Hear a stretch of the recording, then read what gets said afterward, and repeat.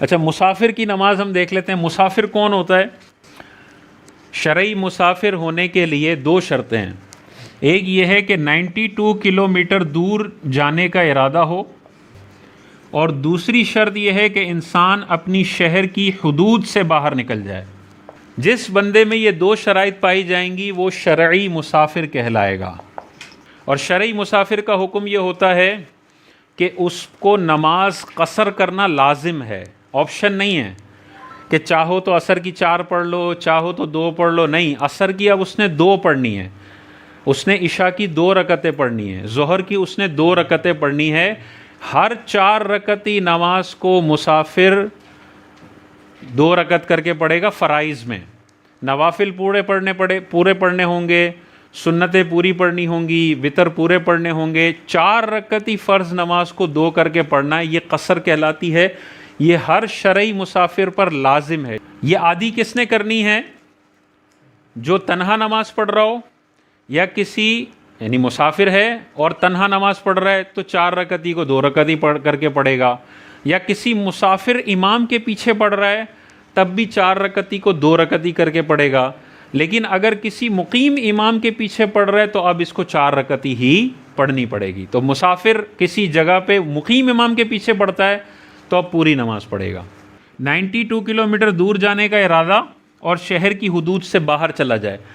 मालूम हुआ कराची में कोई 300 किलोमीटर भी घूम रहा है, मुसाफिर नहीं बनेगा। मुसाफिर कब होगा? जब कराची की हुदूद से बाहर निकले। तो हैदराबाद देखें, 165 किलोमीटर है तकरीबन, 92 किलोमीटर से ज़्यादा है। तो हैदराबाद जाने के इरादे से अगर कोई कराची से निकलता है और टूल प्लाज़ा क्रॉस करता है तो हैदराबाद का पूरे रास्ते में वो होगा मुसाफिर। पूरे रास्ते में जितनी भी उसको नमाज़ें पढ़नी है वो कसर करनी है। अपनी मंजिल पर जब वो पहुंच गया, ठीक है, वो हैदराबाद जा रहा है, वो लाहौर जा रहा है, वो मदीना शरीफ जा रहा है, वो मक्का मुकर्रमा जा रहा है, वो जिस मुल्क में, जिस शहर में अपने घर से जा रहा है, वहाँ पर वो कब मुसाफिर रहेगा और कब मुकीम रहेगा ये देखना है। अगर वो उसकी जगह वतन असली है, वतन असली वो जहाँ पर इसका आबाई घर हो, जहाँ पे ये पैदा हुआ हो, जहाँ परमानेंट उसकी रेजिडेंसी हो, हमेशा जहाँ पे रहता है, उसको कहते हैं वतन असली। तो वतन असली में दाखिल होते ही ये मुसाफिर का टैग इस पर से हट जाएगा, ये मुकीम हो जाएगा। अब पूरी नमाज़ें पढ़नी है, चाहे आधे घंटे के लिए ही उधर आया हो, वतन असली में वो मुकीम हो जाएगा, पूरी नमाज पढ़नी है। दूसरा होता है वतन इकामत।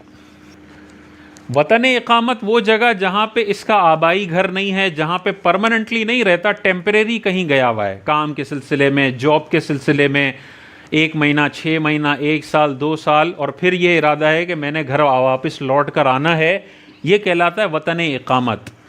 यहाँ पर अगर 15 दिन की नीयत है या ज़्यादा, इस वतन इकामत में 15 दिन या ज़्यादा रहने की नीयत है तो इंटर होते ही ये मुकीम बन जाएगा, पूरी नमाज पढ़नी है।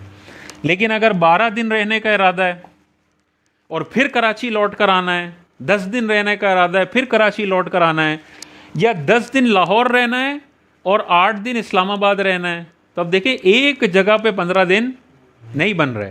तो लाहौर में 10 दिन रहने की वजह से भी ये मुसाफिर होगा, आगे पिंडी में 5 दिन रहता है उसमें भी ये मुसाफिर होगा, इस्लामाबाद में भी 14 दिन रहने का इरादा तो इस्लामाबाद में भी मुसाफिर रहेगा। हालांकि आप देखें इस्लामाबाद और रावलपिंडी में 10 मिनट का फासला होगा, जुड़वा शहर है ना, इधर जाओ तो इस्लामाबाद, इधर जाओ तो, लेकिन ये दोनों अलग शहर हैं, दोनों का हिसाब अलग होगा। अगर रावलपिंडी में इसको 14 दिन रहने हैं और इस्लामाबाद में इसको 14 दिन रहने तो पूरे 28 दिन ये मुसाफिर है।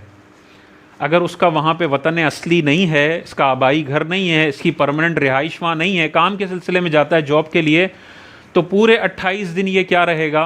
मुसाफिर रहेगा, आधी नमाज पढ़ेगा। उम्रे पे हम जाते हैं, अगर मदीना शरीफ 10 दिन रहना है, मक्का शरीफ 10 दिन रहना है, तो मदीने में भी ये 10 दिन मुसाफिर है और मक्का शरीफ में भी 10 दिन मुसाफिर है।